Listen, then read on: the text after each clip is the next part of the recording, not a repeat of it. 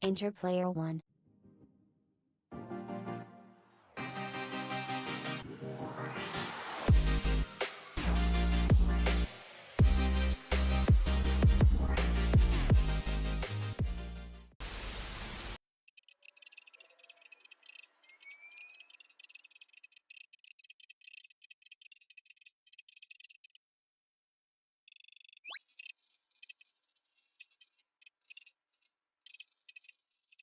Vault 19, huh? Let's take a moment to appreciate the brilliance that is Vault-Tec and their ongoing experiments with psychological manipulation. This time, they really outdid themselves. Paranoia. Pure, raw paranoia. No chemicals, no violent interventions, just good old-fashioned mind games, proving once again that when it comes to messing with people, Vault-Tec reigns supreme. This vault wasn't your typical everybody get along and survive scenario. Nope, the inhabitants of Vault 19 were split into two groups, the red sector and the blue sector. Sounds fun, right? Well, it was less about team-building exercises and more about planting seeds of distrust between the two groups.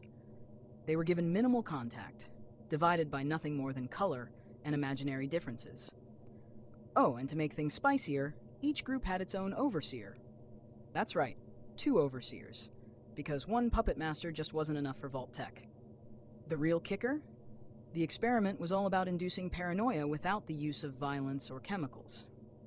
Vault-Tec decided to go full psychological warfare on these folks. What better way to breed suspicion than by subtly sabotaging the vault's infrastructure? Flickering lights, weird drafts of air, high-pitched noises that seemed to come from nowhere. This place was basically the setting of a horror movie. But no, it wasn't a supernatural force at play, just the overseers messing with people on Vault-Tec's orders. Subliminal messaging? Probably. Phantom sounds? Definitely. These guys didn't need LSD or knockout gas to mess with people's heads. According to the records left behind, the inhabitants began blaming each other for everything. The red sector was convinced the blue sector was behind the malfunctions, and vice versa. Even the neutral vault doctor wasn't spared, with some paranoid souls accusing him of drugging the residents. Funny thing is, while the doctor had a few patient notes that showed people experiencing psychosis and aggression, there's no hard evidence he was in on the scheme. Still, that didn't stop the paranoia from spreading like a virus. And in this case, the virus wasn't chemical, it was psychological. Vault-Tec was probably cackling at how easy it was. The vault's layout itself didn't help matters. The blue sector and red sector were isolated from one another, with keycards needed to access certain areas. Oh, and the tunnels, absolutely swarming with fire geckos. Because nothing says paranoid nightmare like a few fire-breathing reptiles lurking in your sulfur-infested basement. What better way to keep you on edge than a set of sulfur caves under your feet, teeming with deadly creatures? And just to keep things interesting, the caves could actually be blown sky high with the right explosives. No pressure, right? What's most fun about all of this is that by 2281, the vault had been completely abandoned. The original residents? Gone. Did they all kill each other in a paranoid frenzy? Did they manage to escape, only to meet some terrible fate out in the Mojave? Or did Vault-Tec simply let them rot in their psychological prison until they cracked? The answers are lost to time. When Samuel Cook and his band of merry powder-gangers showed up, they found the place empty. Prime real estate for a group of escaped convicts, I guess. Cook, ever the opportunist, set up shop in the vault, using its isolation to his advantage. But even the powder-gangers weren't immune to Vault-Tec's legacy. The vault's paranoia-inducing atmosphere probably didn't help the stability of their little band.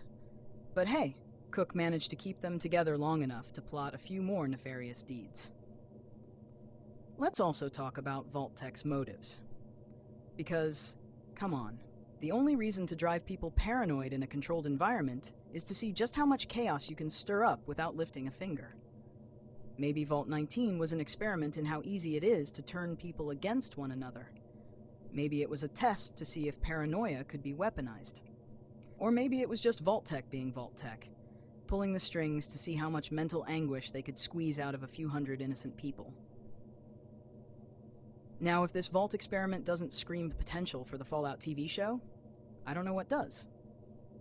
Imagine the drama.